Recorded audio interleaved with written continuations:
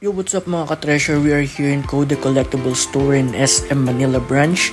And let's check this out, yung mga offers nilang items like Funko Pops starting 675 up until 7,000 pesos. So as you can see, there are lots of items in here, including plushies and Pokemon stuffs, and also Korean merchandise.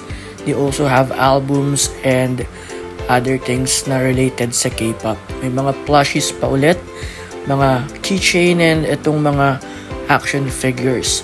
So Ban Presto and other sets of action figure from different anime lines, so they're also offering it. Even One Piece here, meron sila niyan.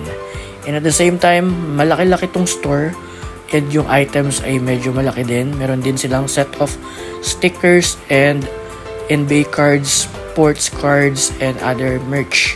So more Funko Pops are also located in here on the side.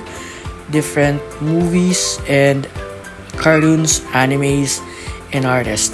So ito yung pinaka gusto kong part kasi may mga signed Funko Pop sila ranging about 5,000 to 7,000. So mga English voice actor ng anime characters. So ayan, like Luffy.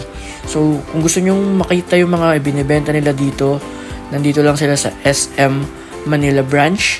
So, friendly rin si ating nag-a-assist. So, visit them. Share ko lang very quick. Gusto kong bumili. Kaso, timawang collector problems. Kapos tayo sa budget. So, yun lang guys. See ya.